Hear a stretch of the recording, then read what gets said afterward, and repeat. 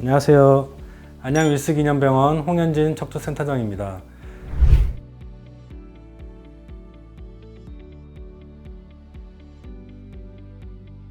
혹시 재채기만으로도 척추가 부러질 수 있다는 사실 아셨나요? 오늘은 대표적인 골절 질환인 척추 압박골절에 관해 이야기해 드리겠습니다. 척추 압박골절은 이름 그대로 척추뼈가 정상보다 납작해진 것처럼 변형되는 골절 질환을 말합니다. 척추 압박골절의 가장 큰 원인은 골다공증이고요. 골다공증으로 인해 뼈가 약해져 있는 상태에서 외부 충격이 가해지면 압박골절이 발생할 수 있습니다. 골다공증이 심하면 재채기와 같은 큰 손상이 아닌 사소한 외력에도 압박골절이 발생하기도 합니다. 골다공증으로 인해 척추 압박골절 환자의 80%가 여성인데요. 갱년기 이후에 여성 호르몬의 감소로 뼈에 칼슘이 부족해지고 이것이 골다공증으로 이어집니다. 골다공증이 심해지면 척추 압박골절의 위험이 역시 커지기 때문에 평소 뼈 건강을 신경 쓰셔야 할 것 같습니다. 무거운 물건을 들거나 딱딱한 바닥에 오래 앉아 있거나 특히 김장철에 바닥에 쭈그려 앉아서 오래 일하는 경우에 큰 외상이 없더라도 압박골절의 원인이 될 수 있으니 주의하셔야 합니다. 가장 흔한 증상으로는 극심한 통증이 있습니다. 허리 통증이 아닌 옆구리나 아랫배 혹은 기침이나 재채기로 악화되는 통증이 있다면 골절을 의심해 볼 수가 있습니다.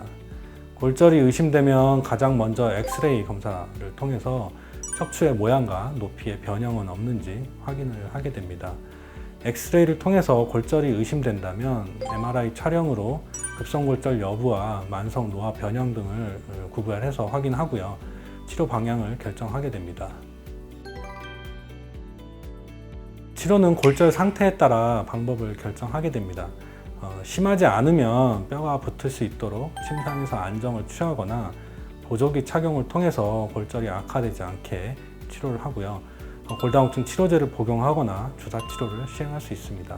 다른 골절처럼 자연 치유가 되기는 하는데 다 붓는데 보통 2개월에서 3개월가량 시간이 걸리고요.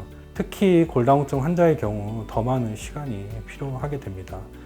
사람이 항상 누워있을 수는 없고 활동을 하기 때문에 서 있거나 앉아 있을 때 체중에 의해서 지속적으로 척추의 압력이 가해지고 이에 따라 골절의 범위가 더 심해지거나 넓어지고 변형이 더 심해질 수 있습니다.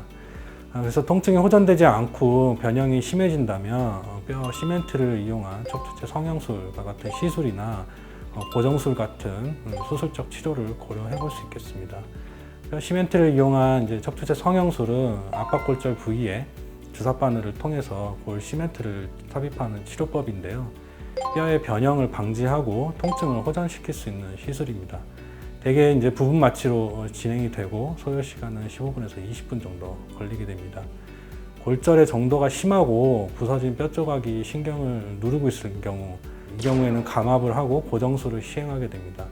유압술은 골절된 척추뼈에 시멘트 자가뼈, 인공뼈를 삽입해서 척추체를 유지하고 복원하고 고정술을 해서 고정을 하게 되는데요.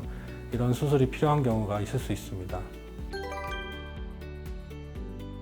척추 압박골절을 예방하기 위해서는 본인의 뼈 건강을 확인하고 골다공증을 예방하는 것이 무엇보다 중요합니다. 뼈가 약해진 상태에서 한번 시작된 골절은 재골절로 이어지기 쉽고요. 그래서 뼈 건강을 확인하는 방법으로는 골밀도 검사가 있습니다. 골밀도 검사는 65세 이상의 여성과 70세 이상의 남성, 그리고 고위험 요소가 1개 이상이 있는 65세 미만의 폐경 후 여성일 경우 건강보험 적용 대상이 됩니다. 또한 평소 충분한 칼슘을 섭취하고 칼슘 흡수를 돕는 비타민 D 생성을 위해서 주기적으로 실외 활동을 하는 것이 좋습니다. 술과 담배도 뼈의 건강에 좋지 않은데요. 술과 담배는 체내로 들어오는 칼슘의 흡수를 방해하기 때문에 금주와 금연을 실천하셔야겠습니다. 지금까지 안양 윌스기념병원 홍현진 센터장이었습니다.